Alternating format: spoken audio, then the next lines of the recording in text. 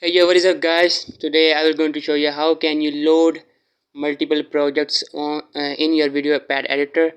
And here we select project, you can see that, and new, load, rename, and here we go, new.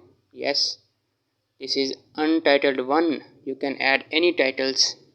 So here I add sorry about that, and one picture, and then I go again, new. Yes, this is untitled 2, and you can see that no picture here.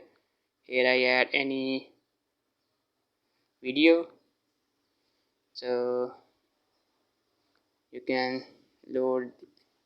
Yes, you can see that 2, 1, and untitled.